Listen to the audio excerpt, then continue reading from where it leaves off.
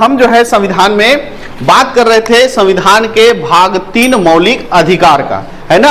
हमको मूल संविधान में कितने मौलिक अधिकार दिए गए हैं? 7 मौलिक अधिकार दिए गए हैं। समानता का अधिकार, स्वतंत्रता का अधिकार, शोषण के विरुद्ध का अधिकार, धार्मिक स्वतंत्रता का अधिकार, शिक्षा व संस्कृति का अधिकार, संपत्ति का अधिकार और एक है संवैधानिक उपचारों का अधिकार। हमने समानता का अधिकार अनुच्छेद नंबर 14 से 18 पहले क्लास में पढ़ा और कल पिछले क्लास में स्वतंत्रता का अधिकार अनुच्छेद नंबर 19 से लेकर 22 पढ़ा और शोषण के विरुद्ध अधिकार 23 और 24 को भी हमने पढ़ लिया। आज हम बात करेंगे किसका? धार्मिक स्वतंत्रता का अधिकार। धार्मिक स्वतंत्रता का अधिकार। और धार्मिक स्वतंत्रता का अधिकार जो है ये संविधान के अनुच्छेद नंबर 25 से लेकर कहां मिलता है? 28 तक मिलता है। क्लियर है? अनुच्छेद नंबर 25 से लेकर कहां तक मिलता है? 28 तक मिलता है। अनुच्छेद नंबर 25 कहता है कि किसी भी धर्म को मानने और उसका प्रचार प्रसार करने का हर व्यक्ति को क्या है? अधिकार है ना। अनुच्छेद नंबर 25 क्या कहता है? किसी भी धर्म को, किसी भी धर्म को मानना, किसी भी धर्म को मानना व उसका क्या करना? प्रचार। किसी भी धर्म को मानना और उसका प्रचार करने का हर व्यक्ति को क्या है? अधिकार है। क्लियर है? तो हर व्यक्ति जो है किसी भी धर्म को मान सकता है। वो हिंदू है तो हिंदू धर्म को मानता है, उसका प्रचार प्रसार करता है। इस्लाम धर्म को मानता है तो इस्लाम का प्रचार प्रसार करता है। तो हर व्यक्ति को किसी भी धर्म को मानने और उसका प्रचार प्रसार करने का क्या है?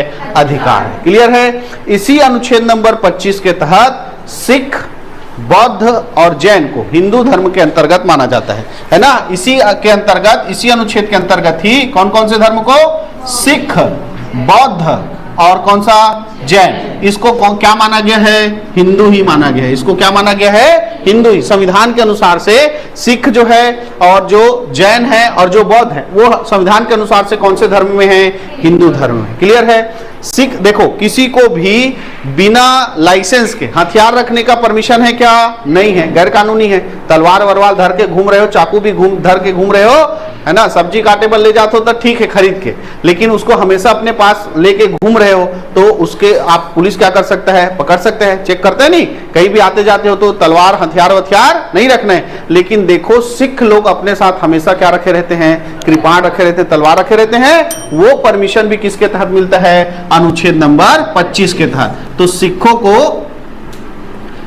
को कृपाण रखने का अधिकार, कृपाण रखने का अधिकार भी किस अनुच्छेद के तहत है? अनुच्छेद नंबर 25, है ना। क्योंकि उनके धर्म में ऐसा है, सिख धर्म में, कि उनको अपने साथ क्या रखना है? 5 का रखना है जिसमें कृपाण शामिल है। इसीलिए वो अपने साथ क्या रखते हैं? कृपाण रखते हैं। और कृपाण रखने का अधिकार सिखों को किस अनुच्छेद के तहत मिलता है? अनुच्छेद नंबर 25 के तहत मिलता है।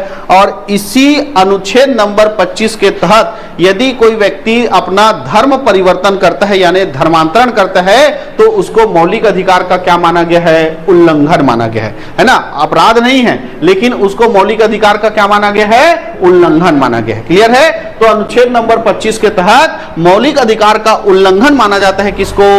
धर्मांतरण को। क्लियर है? तो अनुच्छेद नंबर 25 स्पष्ट करता है कि हर भारत का व्यक्ति या हर व्यक्ति जो है वो क्या कर सकता है? किसी भी धर्म को मान सकता है, उसका प्रचार प्रसार कर सकता है। और इसी अनुच्छेद के अनुसार सिख, बौद्ध और जैन जो है वो किस धर्म में आते हैं? हिंदू धर्म में आते हैं। और साथ ही सिखों को क्या करने का?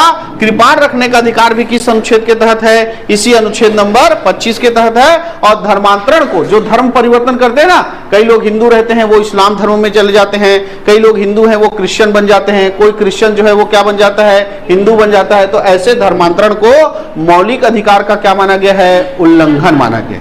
ठीक है? तो ये था अनुच्छेद नंबर 25।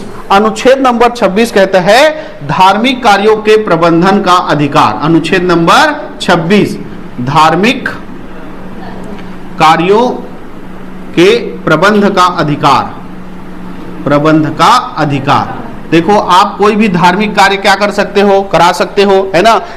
आप अपने जगह पे मंदिर बना सकते हो, मस्जिद बना सकते हो, गिरजाघर पर गुरुद्वारा बना सकते हो, है ना। तो हर व्यक्ति को किसी भी धार्मिक संस्था की स्थापना करने, उसका पोषण करने का और धार्मिक कार्यों के प्रबंध करने का क्या है, अधिकार है। आपको कोई रोकता है कि आपके घर में पूजा पाठ करता है तो कोई, है ना। तो ये आपका धार्मिक कार्यों के प्रबंध करने का आपको क्या है, अधिकार है। आप धार्मिक संस्था क्या कर सकते हो, स्थापित कर सकते हो, किसके तहत, अनुच्छेद नंबर 26 के।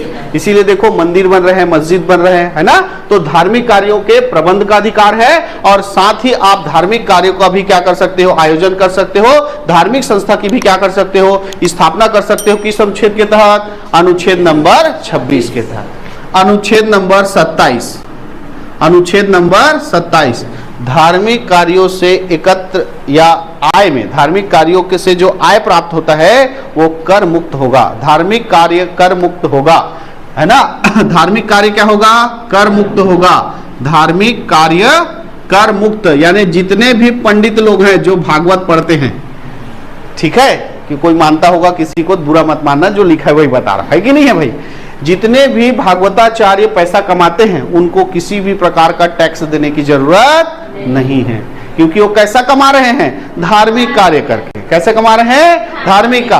तो धार्मिक कार्य पर किसी भी प्रकार का टैक्स नहीं लगता है। समझ में आया। चाहे कोई भी धार्मिक कार्य हो, जितने भी मंदिर हैं, चढ़ावा चढ़ाते नहीं तो कितना सारा पैसा इकट्ठा होता है।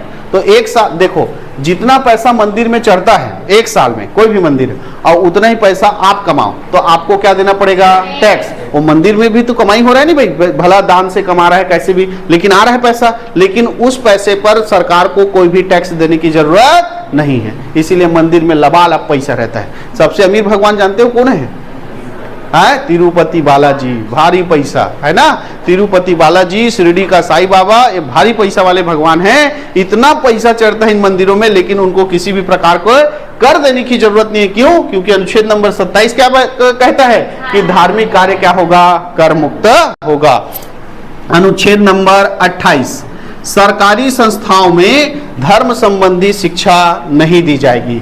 सरकारी संस्थाओं में धर्म संबंधी शिक्षा नहीं दी जाएगी। तो धर्म संबंधी शिक्षा पर प्रतिबंध है, कहां पर, धार्मिक संस्थाओं शिक्षा, ये पर क्या है, प्रतिबंध है, नहीं दिया जाएगा। तो धार्मिक जितने भी सरकारी संस्थाएं हैं उन पर क्या नहीं किया जाएगा, धर्म संबंधी शिक्षा नहीं दी जाएगी। इसलिए देखो आपके सरकारी स्कूलों में कहीं पढ़ाया जाता है क्या, जैसे देखो सरस्वती शिशु मंदिर है, वो एक हिंदू संस्था चलाती है, वहां पर हिंदू धर्म के सारे क्या पढ़ाए जाते हैं, प्रार्थना पढ़ाए जाते हैं कि नहीं पढ़ाए। लेकिन वही प्रार्थना आप सरकारी संस्थाओं में पूरी तरह से नहीं लागू कर सकते, क्योंकि वो क्या है, हिंदू धर्म के लिए है ना। आप देखो मदरसा में पूरा क्या पढ़ाया जाता है, प्राइवेट मदरसा में पूरा इस्लाम धर्म को पढ़ाया जाता है। तो आप उस मदरसा में जो इस्लाम धर्म से संबंधित है उसको सरकारी स्कूलों में नहीं पढ़ा सकते, है ना।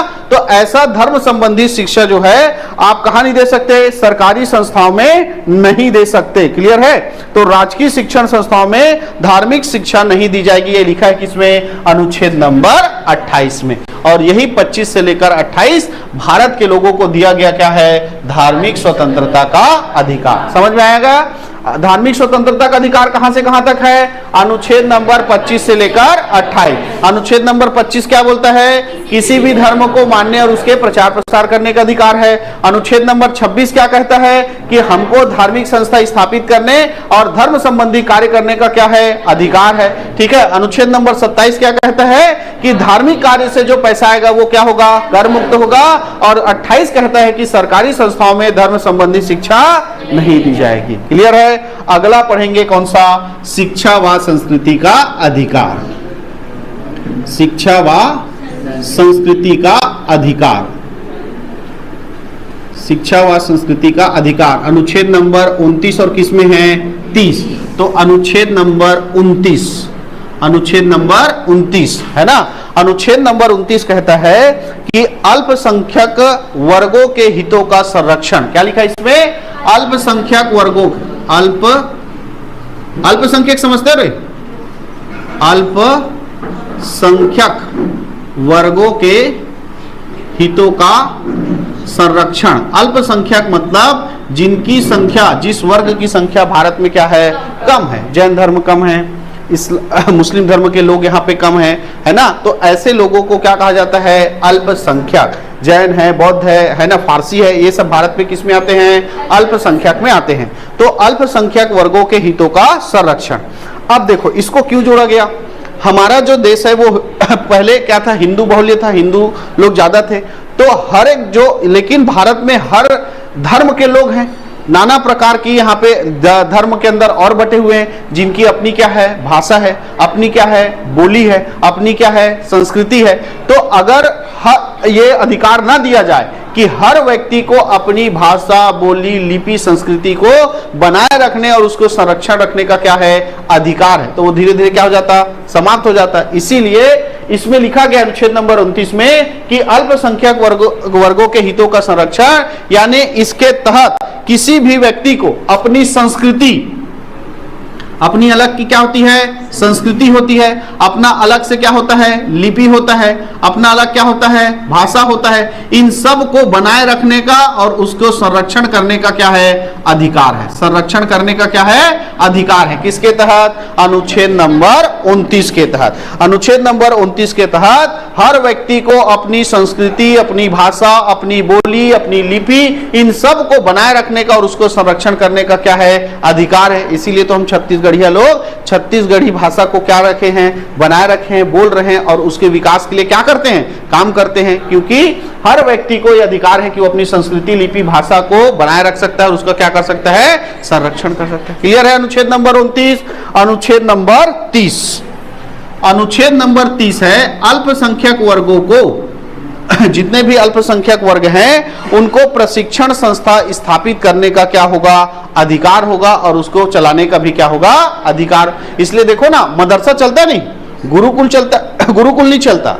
गुरुकुल चलता है क्या, नहीं चलता। जैसे पहले गुरुकुल चलता था वैसे गुरुकुल नहीं चलता है ना, लेकिन अभी भी मदरसा चलता है। क्यों, क्योंकि जो इस्लाम धर्म के लोग हैं वो किस में आते हैं अल्पसंख्यक, और उनको अपने शिक्षण संस्था स्थापित करने का क्या है अधिकार है। किसको अधिकार है, अल्पसंख्यक वर्ग को।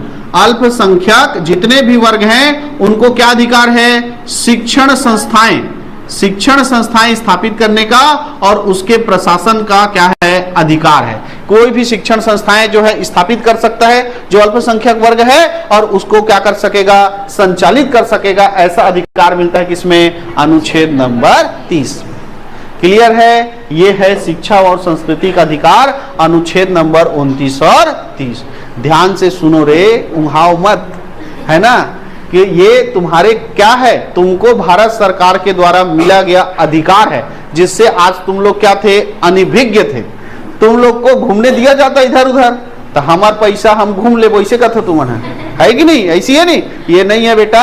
अनुच्छेद नंबर 19 में तुमको स्वतंत्रता का अधिकार मिला, इसलिए तुम क्या करते हो, घूमते हो। अनुच्छेद नंबर 19 को समाप्त करवा देता हूं, है अधरे रहना, पैसा को फिर घूमना रहेगा। तो इसीलिए पहचानो कि तुम जो करते हो, कई चीजें हमको पता ही नहीं है, हमको यही बता रहा हूं ना, हम घूमते थे तो अभी तक क्या लगता था, हमारे जगह पैसा है तब हम घूमे जाता, नहीं है नहीं जान, यही लगता था नहीं है। और अनुच्छेद नंबर 19 को खत्म कर दिया तो, है ना, कब खत्म होता है अभी वो भी पढ़ेंगे, कब आपको घूमने का अधिकार छीन जाएगा वो भी अभी आगे पढ़ेंगे, ठीक है। तो अनुच्छेद नंबर 30 तक हमने क्या पढ़ लिया, शिक्षा व संस्कृति का अधिकार। इसके बाद मूल संविधान में क्या था, संपत्ति का अधिकार। संपत्ति का अधिकार जो कि किस अनुच्छेद में था, अनुच्छेद नंबर 31, जिसको क्या कर दिया गया, 44वां संविधान संशोधन, 44वां संविधान संशोधन 1978 के तहत क्या कर दिया गया है, समाप्त कर दिया गया है। यानी अब संपत्ति का जो मौलिक अधिकार था अब वो मौलिक अधिकार नहीं रह गया है, वो क्या बन चुका है, विधिक अधिकार। यानी जितनी भी संपत्ति आपके पास है उसके आप क्या हो, कानूनी मालिक हो, है ना, क्या हो, कानूनी मालिक हो, है ना। तो कानूनी मालिक है। अब ये जो संपत्ति का अधिकार था ये पहले मौलिक अधिकार था, अब क्या बन चुका है, कानूनी, है ना। चल इसके बाद बात करेंगे अनुच्छेद नंबर 32, जिसमें क्या है, संवैधानिक उपचारों का अधिकार। संवैधानिक उपचारों का अधिकार, संवैधानिक उपचारों का अधिकार, ये किस अनुच्छेद में है, अनुच्छेद नंबर 32। पहला क्वेश्चन तो यही आता है कि संवैधानिक उपचारों का अधिकार किस अनुच्छेद में है, तो किस अनुच्छेद में है, अनुच्छेद नंबर 32। ये जो संविधान है इसके पितामह किसको कहते हैं, बनाने वाला मेन डॉक्टर भीमराव अंबेडकर। और डॉक्टर भीमराव अंबेडकर ने ही इस संविधान के अनुच्छेद नंबर 32, जिसका क्या नाम है, संवैधानिक उपचारों का अधिकार, इसको संविधान का आत्मा कहा है। इसको क्या कहा है, संविधान का आत्मा। किसने कहा है, भीमराव अंबेडकर ने। किसने कहा है, भीमराव अंबेडकर ने कहा है। जबकि संविधान का आत्मा किसे कहते हैं करके क्वेश्चन आएगा तो उसमें आंसर लेना है प्रस्तावना को। ध्यान से सुनना क्या बोल रहा हूं। अगर आपको क्वेश्चन आए कि संविधान की आत्मा किसे कहते हैं तो आंसर क्या होगा, प्रस्तावना। अगर क्वेश्चन आए भीमराव अंबेडकर के अनुसार संविधान की आत्मा किसे कहते हैं तो अनुच्छेद नंबर 32 क्या हो जाएगा, संवैधानिक उपचारों का अधिकार। क्या हो जाएगा, संवैधानिक उपचारों का अधिकार। अब ये है क्या पहले दो सवाल समझ में आ गया कि अनुच्छेद नंबर 32 में क्या है, संवैधानिक उपचारों का अधिकार। ये डायरेक्ट क्वेश्चन आता है। और भीमराव अंबेडकर ने इसको क्या कहा है, संविधान की आत्मा। और अगर डायरेक्ट पूछे कि संविधान की आत्मा किसे कहते हैं तो आंसर क्या लेना है, प्रस्तावना। क्लियर है। अब आगे बात करते हैं। संवैधानिक उपचारों का अधिकार में यह है कि जब आपके किसी मौलिक अधिकार का हनन होता है ना, मौलिक अधिकार का हनन होता है, हम कहां जाते हैं, न्यायालय जाते हैं। तो न्यायालय भी क्या करता है, कुछ अधिकार रखता है अपने पास उस मौलिक अधिकार को क्या करने के लिए, बनाए रखने के लिए, है ना। मौलिक अधिकार को बनाए रखने के लिए न्यायालय भी अपने पास क्या करता है, अधिकार रखता है। तो मौलिक अधिकार को बचाने के लिए सर्वोच्च न्यायालय, कौन सा न्यायालय, सर्वोच्च न्यायालय, सर्वोच्च न्यायालय जो आदेश जारी करता है उसे हम कहते हैं रिट। उसे हम क्या कहते हैं, रिट, है ना। जो आदेश जारी करते हैं उसको क्या कहते हैं, रिट कहते हैं। तो आदेश या रिट सर्वोच्च न्यायालय किस अनुच्छेद के तहत जारी करता है, अनुच्छेद नंबर 32 के तहत जारी करता है। अनुच्छेद नंबर 32 के तहत जो है वो क्या करता है, रिट जारी करता है। कितने प्रकार का, 6 प्रकार का। कितने प्रकार का, सॉरी 5 प्रकार। कितने प्रकार का, 5 प्रकार का। वो उच्च न्यायालय जो है ना वो 6 प्रकार का जारी करता है। अभी कौन सा न्यायालय बता रहा हूं, ये कितने प्रकार का, 5। ये देखो सर्वोच्च न्यायालय बड़ा है कि नहीं है, दिल्ली वाला जी।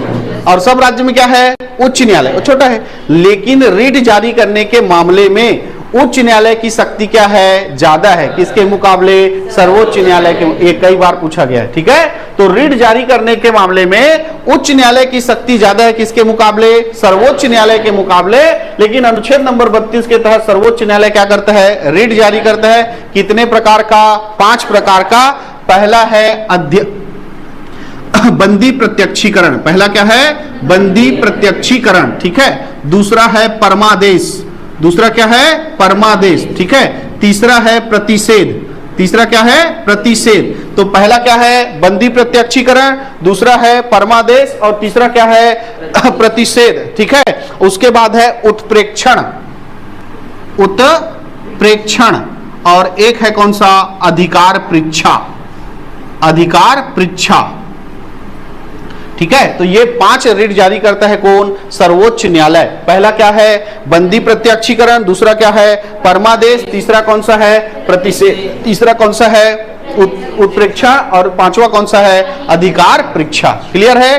राष्ट्रपति, राज्यपाल, सर्वोच्च न्यायालय का मुख्य न्यायाधीश और आम नागरिक। कितने लोग का नाम लिया, 4। राष्ट्रपति, राज्यपाल, सर्वोच्च न्यायालय का मुख्य न्यायाधीश और आम नागरिकों के लिए ये रिट जारी नहीं होता है ना। ये किसी संस्था के लिए, किसी सरकारी संस्था है, प्राइवेट संस्था है, या कोई क्या है, निचला वाला न्यायालय है, उसके लिए ये रिट क्या होता है, जारी होता है। कोई कर्मचारी है, कोई अधिकारी है, उसके लिए रिट क्या होता है, जारी होता है। क्लियर है। लेकिन किनके लिए जारी नहीं हो सकता, राष्ट्रपति, राज्यपाल, सर्वोच्च न्यायालय का मुख्य न्यायाधीश और आम नागरिक। यानी हम लोग टेंशन फ्री हैं, हमारे लिए थोड़ी आएगा जी, है कि नहीं है।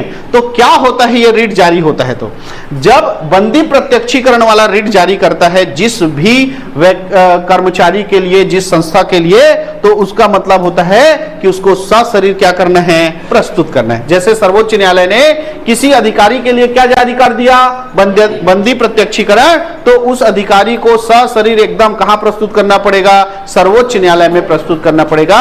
तो किसी भी व्यक्ति को बुलाने के लिए क्या बुलाया जाता है, बंदी प्रत्यक्षीकरण। क्लियर है। अगर सर्वोच्च न्यायालय जो है किसी अधिकारी को, किसी संस्था को या अपने निचले वाले न्यायालय को आदेश देना रहता है, तब कौन सा करता है? परमादेश। हम आदेश देते हैं, ठीक है। तो आदेश देने के लिए कौन सा रिट जारी करता है? परमादेश, है ना। प्रतिषेध यानी क्या होता है? मना करना। तो जैसे कोई सरकार, कोई संस्था काम कर रही है ना, कोई निचला वाला न्यायालय कोई किसी केस में काम कर रहा है, तो उसको मना करने के लिए, जैसे मान लो कोई पावर प्रोजेक्ट चलते रहते हैं नहीं जी, कोई भी प्रोजेक्ट चलते रहता है, कंपनी लगा रहता है, लोग जो है इस पे आपत्ति लगाते हैं कि ये अगर कंपनी बनी तो प्रदूषण फैली। अब उस किसको लगता है? सर्वोच्च न्यायालय को लगता है कि वो सही बोल रहा है, प्रदूषण फैलेगा, तो उस कार्य पर क्या लगा देता है? कौन सा रिट जारी करके? प्रतिषेध, ठीक है। तो किसी भी चीज को मना करने के लिए कौन सा रिट जारी करता है? प्रतिषेध, ठीक है। अब कोई केस चल रहा है किस, कहां पर? सर्वोच्च न्यायालय में, लेकिन उसकी जानकारी जो है वो कहां है? निचले न्यायालय में है, निचले अधिकारियों के पास है। तो उसकी जानकारी जो है हमारे तक पहुंचे, उसको उसकी जानकारी पूर्णतः क्या करे? सूचित करे। तो सूचना लेने के लिए या जानकारी मंगाने के लिए जो रिट जारी किया जाता है वो कौन सा है? उत्प्रेक्षण। क्या किया जाता है? उत्प्रेक्षण संबंधी रिट जारी किया जाता है।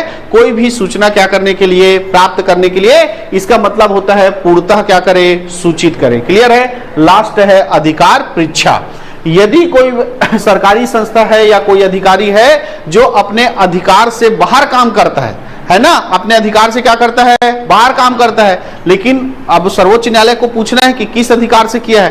तो जब कोई अधिकारी, कर्मचारी या कोई भी संस्था है, सरकारी संस्था, अपने अधिकार से बाहर काम करती है, तो उसको पूछने के लिए कि किस अधिकार से आपने काम किया है, तो कौन सा रिट जारी करती है? अधिकार परीक्षा। किस अधिकार से? अधिकार परीक्षा का मतलब क्या होता है? किस अधिकार से। तो संविधान के अनुच्छेद नंबर 32 जो कि संवैधानिक उपचारों का अधिकार है, यह सर्वोच्च न्यायालय को शक्ति देती है कि वो क्या जारी कर सके? रिट जारी कर सके, जिससे मौलिक अधिकारों का हनन ना हो, ठीक है। मूल अधिकारों को परिवर्तित, उसको बनाए रखने के लिए ये रिट जारी करता है। कितने प्रकार का? 5 प्रकार का। और रिट किसके लिए जारी नहीं हो सकता? राष्ट्रपति, राज्यपाल, सर्वोच्च न्यायालय का मुख्य न्यायाधीश और नागरिक के लिए जारी नहीं हो सकता। आम नागरिक के लिए जारी नहीं हो सकता। क्लियर है। तो ये है डॉक्टर भीमराव अंबेडकर के अनुसार संविधान की आत्मा, अनुच्छेद नंबर 32। आगे चले, अनुच्छेद नंबर 33। अनुच्छेद नंबर 33 मौलिक अधिकारों के उपांतरण, यानी उसको किसको देना है, किसको नहीं देना है, इसका अधिकार किसके पास रहेगा? संसद के पास रहेगा। मौलिक अधिकारों के उपांतरण की शक्ति, मौलिक अधिकार के किसकी शक्ति? उपांतरण। उपांतरण का मतलब किसको देना है, किसको नहीं देना है, कब देना है, क्या देना है, यह शक्ति किसके पास रहेगा? संसद के पास रहेगा। अब बताओ, कुछ भी बोलने की शक्ति सबको है कि नहीं है? है। अब मैं इस शक्ति को दे देता हूं सेना वाले को, सेना वालों को जी। तो सेना वाले जितना भी खुफिया जानकारी भारत का है उसको ऐसी बड़बड़ाहट बोल देगा तो भारत का घाटा है कि नहीं है? हैं? अब तुमको क्या करने का? सम्मेलन करने का अधिकार है कि नहीं है? सम्मेलन मतलब हड़ताल करते हैं कि नहीं करते हैं? जितने कर्मचारी लोग हैं वो उसी सम्मेलन करने का सहस्त्र विहीन सम्मेलन करने का क्या है? अधिकार है। इसीलिए बिना लाठी, है नहीं, अस्त्र शस्त्र के क्या करते हो? हड़ताल करते हो। अनुच्छेद नंबर किसके तहत? 19। अब पुलिस वाले मन ला दे दिसता, पुलिस वाले मन ला अधिकार दे दिस कि हड़ताल करो। पुलिस वाले लोग कभी हड़ताल में गए देखे हो? नहीं, क्योंकि उनको स्वतंत्रता का अधिकार नहीं मिलता। इसी अनुच्छेद 33 के तहत सेना और पुलिस को मूल अधिकारों पर क्या लगा हुआ है? प्रतिबंध लगा हुआ है। और लगाने वाला कौन है? संसद। कौन है? संसद। क्लियर है। तो मूल अधिकारों पर प्रतिबंध लगा है सेना और पुलिस पर। ये किस अनुच्छेद के तहत? अनुच्छेद नंबर 33। सभी मूल अधिकारों पर नहीं लगा है ना भाई, कुछ कुछ मूल अधिकार, मौलिक, पूरा को नहीं, किसको किसको देना है, किसको नहीं देना है, किसको कम देना है, ये किसका अधिकार है? संसद का। और इसमें पुलिस और सेना को क्या किया गया है? कुछ मौलिक अधिकारों पर क्या लगा दिया गया है? प्रतिबंध लगा दिया गया। क्लियर है। अनुच्छेद नंबर 34। अनुच्छेद नंबर 34 देखो, कई जगह क्या होता है कि बहुत ज्यादा अव्यवस्था रहती है, शांति कायम करने के लिए वहां पर क्या लगा दिया जाता है, सैनिक शासन लगा दिया जाता है। वहां पर क्या लगा दिया जाता है, सैनिक शासन, मार्शल लॉ। क्या लगा दिया जाता है, मार्शल लॉ लगा दिया जाता है। तो वहां पर मौलिक अधिकारों को कम करना है, उसके पावर को, उसको पूरी तरह से समाप्त करना है, इसका भी अधिकार किसके पास है, संसद के पास है। जहां पर सैन्य शासन लगा हुआ है वहां पर मौलिक अधिकारों को समाप्त करने और उसको कम करने का अधिकार किसके पास है, संसद के पास है। यह भी बताया गया किसमें, अनुच्छेद नंबर 34 में। क्लियर है। अनुच्छेद नंबर 35 लास्ट, अनुच्छेद नंबर 35 में यह कहा गया है कि इस भाग में पूरा क्या बताया गया है, मौलिक अधिकार बताए गए हैं, उसके लिए उपबंध लिखे गए हैं कि हमको क्या मिलेगा। अनुच्छेद नंबर 14 के तहत विधि की समानता मिलेगा, है ना। अनुच्छेद नंबर 15 के तहत सामाजिक समानता मिलेगा, है ना। अनुच्छेद नंबर 17 के तहत पूरा अस्पृश्यता, छुआछूत क्या हो गया, समाप्त होना। लेकिन नहीं हो रहा है, लेकिन नहीं हो रहा है। तो इसी अनुच्छेद नंबर 35 के तहत ये सारे उपबंधों को लागू करने के लिए कानून बनाने का अधिकार किसको दिया गया है, संसद को। किसको दिया गया है, संसद। आपको बोला गया कि अनुच्छेद नंबर आपका 24 बाल श्रम है, बाल श्रम को क्या करना है, खत्म करना है, बाल श्रम नहीं रहेगा भारत में। लेकिन ये फॉलो नहीं हो रहा है, तो अब उसको फॉलो करने के लिए क्या बनाना पड़ेगा, कानून बनाना। तो कानून बनाने का अधिकार अनुच्छेद नंबर 35 के तहत किसको है, संसद को है। क्लियर है। तो ये है पूरा भाग 3 मौलिक अधिकार, अनुच्छेद नंबर 12 से लेकर कहां था, 35 तक। क्लियर है। मौलिक अधिकार जो है अस्थायी होता है। मौलिक अधिकार क्या होता है, अस्थायी। इस पे संसद कभी भी क्या कर सकता है, परिवर्तन कर सकता है, कभी भी इसको क्या कर सकता है, बदल सकता है। क्लियर है। मौलिक अधिकारों के संरक्षण का अधिकार, मौलिक अधिकारों के संरक्षण का अधिकार किसको है, न्यायपालिका को। किसको है, न्याय।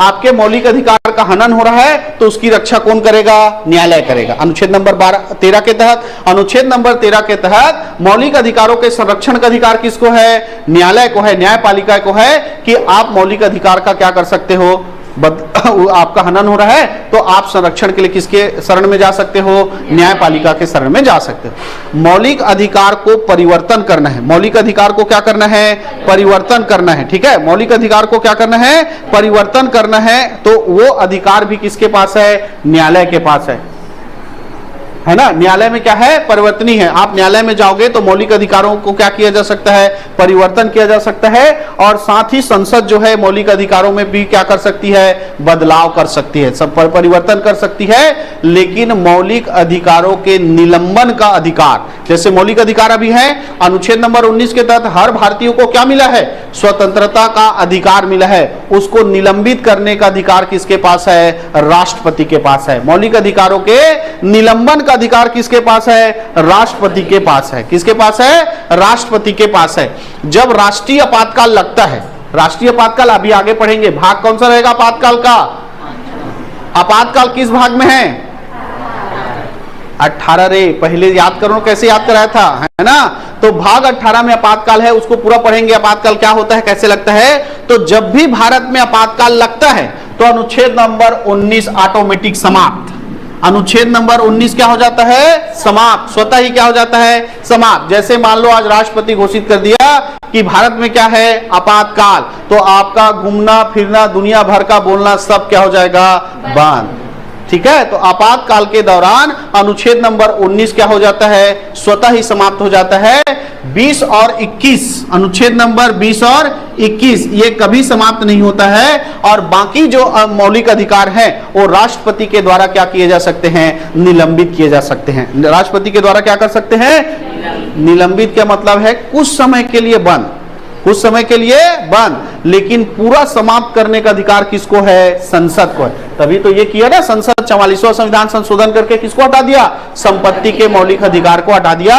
तो उसमें परिवर्तन करना है ना, तो वो परिवर्तनी है। न्यायालय में क्या है, मौलिक अधिकार परिवर्तनी है, उसका संरक्षण कौन करता है, न्यायालय करता है। लेकिन मौलिक अधिकार को पूरा तरह से क्या करना है, समाप्त करना है, तो वो किसका अधिकार है, संसद का। लेकिन निलंबन का मतलब कुछ समय के लिए समाप्त करना है, तो वो अधिकार किसके पास है, राष्ट्रपति के पास है। और कौन सा मौलिक अधिकार या कौन सा अनुच्छेद है जो आपातकाल के दौरान तुरंत ऑटोमेटिक समाप्त हो जाता है, तो कौन सा है, अनुच्छेद नंबर 19 स्वतंत्रता का अधिकार। आपातकाल कब लगता है? जब देश में अशांति छाई रहती है, कहीं युद्ध हो रहा होता है, तब क्या लगता है? आपातकाल। अब युद्ध हो रहा है और इधर भारत के लोग इधर उधर घूमेंगे, कुछ भी बोलेंगे तो सरकार उसको सुनेगा कि उधर निपटेगा, है ना। इसलिए ऑटोमेटिक स्वतंत्रता का अधिकार क्या हो जाता है? समाप्त। और अब ये समय में कद को कन पैसा धर रहा हो, आप घूम के दिखाना, है ना। तो तुमको घूमने का, बोलने का, कहीं भी संपत्ति खरीदने का जो अधिकार मिलता है वो किसके तहत मिलता है? अनुच्छेद नंबर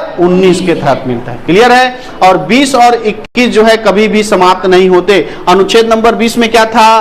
दोष सिद्ध के विरुद्ध संरक्षण। और अनुच्छेद नंबर 21 में क्या था? प्राण एवं दैहिक स्वतंत्रता। ये कभी भी समाप्त नहीं होता है। बाकी जो अनुच्छेद है, राष्ट्रपति को लगता है कि अभी आपातकाल चल रहा है तो इसको अभी क्या करना है? निलंबित कर देना है। तो राष्ट्रपति अपने भाषण में उसको क्या कर सकता है? आदेश से निलंबित कर सकता है। क्लियर है।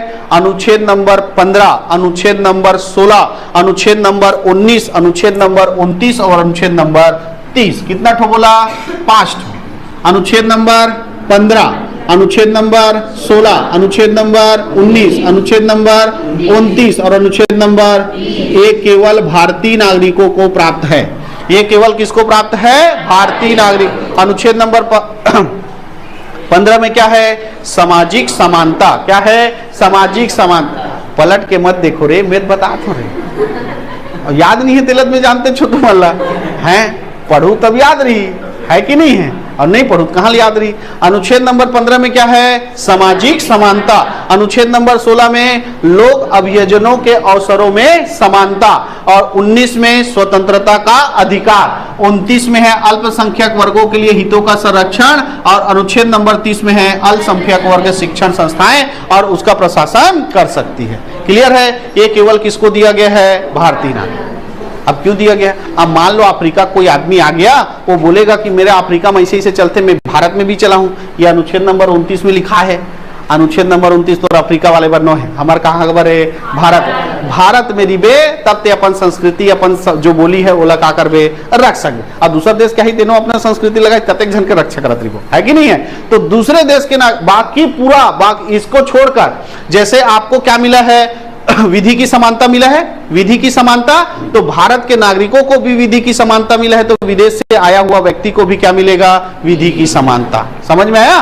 तो विधि की, जैसे मान लो विधि की समानता, वो लाल लाइट जल रहा है तो हम भारत के लोग रुकते हैं कि नहीं रुकते हैं? तो वो रिकी पोंटिंग आई या वो खेले पर आई, वो डांस करे पर आई, तो उमन थोड़े जान दे, वो उमन लाल लाइट में क्या हुई? रुकी, है कि नहीं है? तो विधि की समानता जो है सबको मिलता है। लेकिन समाज में समानता भाई वो किसको मिलेगा?